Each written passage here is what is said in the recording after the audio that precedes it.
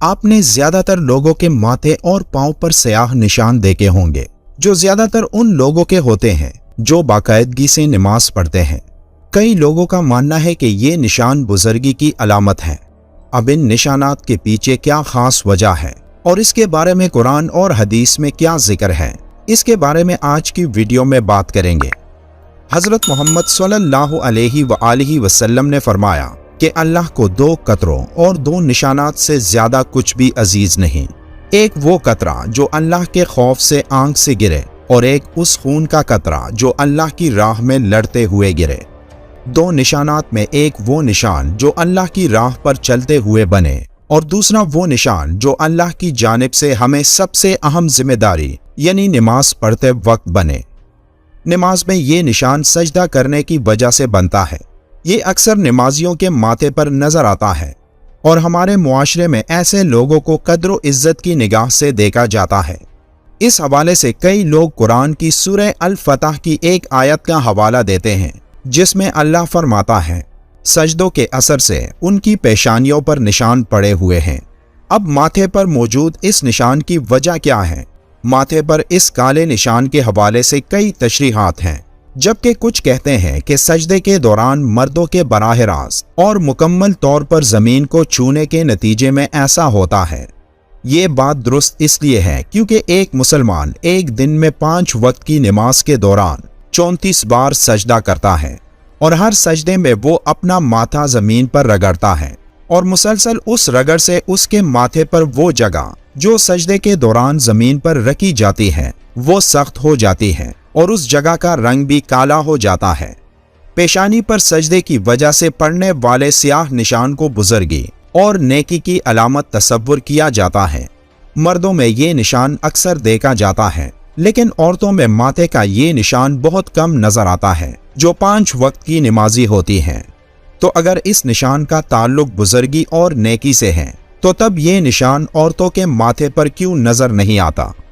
سائنسی زبان میں اس کی وجہ یہ ہو سکتی ہے کہ ایک مرد اور عورت کے جلد میں فرق ہوتا ہے۔ ایک مرد کی جلد سخت اور مضبوط ہوتی ہے اور مسلسل رگڑ کی وجہ سے یہ نشان ان کے ماتھے پر ظاہر ہوتا ہے، اور مرد مسجد میں جہاں سجدہ کرتے ہیں تو وہ جگہ بھی سخت ہوتی ہے کیونکہ ایک مرد عورت کی بنسبت اپنے جلد کی زیادہ پرواہ نہیں کرتا، جبکہ عورتیں گھروں میں نرم قالینوں یا جائے نماز پر سجدہ کرتی ہیں اور اپنے سر کو زیادہ زور نہیں دیتی، جس کی وجہ سے یہ نشان عورتوں میں نہایت کم دیکھنے کو ملتا ہے۔ لیکن کئی عورتیں اور مرد ایسے ہوتے ہیں جو اس نشان کو حاصل کرنے کے لیے سجدوں میں اپنے ماتھے کو زور سے زمین کے ساتھ رگڑتے ہیں، اور اس کے پیچھے وجہ قرآن کی یہی آیت بیان کی جاتی ہے کہ سجدوں کے اثر سے ان کی پیشانیوں پر نشان پڑے ہوئے ہیں۔ کئی علماء کے مطابق اس نشان کا تعلق قیامت کے دن سے بھی ہے، جس دن کئی لوگوں کے چہرے روشن ہوں گے اور جن کی پہچان ان کے چہروں پر موجود ایک نشان سے ہوگی، جو اس بات کی نشانی ہوگی کہ یہ لوگ دنیا میں اللہ کے سامنے سب سے زیادہ سجدہ کرتے یعنی نماز پڑھتے تھے۔ یہ نشان جلد کے نرم یا سخت ہونے کی وجہ سے جلدی یا دیر سے پڑتا ہے۔ بعض ایسے لوگ بھی ہیں جو پکے نمازی اور لمبے لمبے سجدے کرتے ہیں، لیکن ان کی پیشانی پر یہ نشان نمودار نہیں ہوتا۔ کچھ لوگ ایسے بھی دیکھنے میں آئے ہیں کہ وہ پیشانی پر پتھر رگڑ کر اس قسم کا نشان ڈال لیتے ہیں تاکہ لوگوں میں ان کی بزرگی مشہور ہو، لیکن جس کا دل ایمان پر مطمئن ہو اور وہ وہی کرنا چاہتا ہو جو اللہ تعالیٰ کے پاس ہے، تو اسے لوگوں کی باتیں کوئی نقصان نہ دیں گی۔ لیکن اگر کوئی شخص قصدن ایسا کرتا ہے حتیٰ کہ اس کی پیشانی میں سجدے کی علامت جیسی چیز پیدا ہو جائے تو یہ دکھلاوا اور کذب سے ہے اور اسے دردناک عذاب کی ہلاکت ہے۔ یہ نشان جہاں سے ماتھے کے اوپر بال شروع ہوتے ہیں اس کے اور بووں کے درمیان بنتا ہے۔ یہ نشان ہر انسان کی جلد کی حساسیت کے مطابق ہوتا ہے۔ کچھ لوگوں کی جلد ایسی ہوتی ہے کہ جس پر یہ نشان بن جاتا ہے، لیکن کچھ لوگ ایسے ہوتے ہیں جو 5 وقت کے نمازی ہوتے ہیں لیکن ان کے ماتھے پر یہ نشان نہیں بنتا۔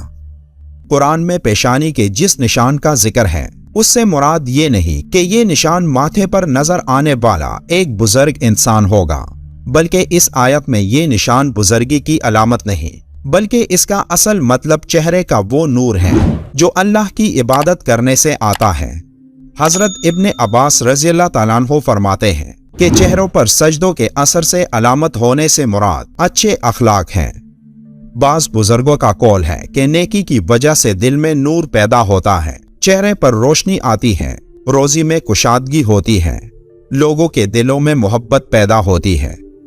हजरत मंसूर हजरत मुजाहिद रहमतुल्लाह अलैह से कहते हैं कि मेरा तो ये ख्याल था कि इससे मुराद नमाज का निशान है जो माथे पर पड़ जाता है, तो आप रहमतुल्लाह अलैह ने फरमाया ये तो उन पेशानियों पर भी होता है जिनके दिल फिरौन से भी ज्यादा सख्त होते हैं। सूरह अल फतह की आयत नंबर 29 की तफसीर में ये है कि ये निशान इनके चेहरों में सजदे के असर से है। इससे मुराद अताअत व फर्मा बरदारी और इबादत का नूर है, और ये कोई जरूरी नहीं कि जिल्द की सख्ती की बिना पर ये अलामत इनके चेहरे में सजदे वाली जगह में हो।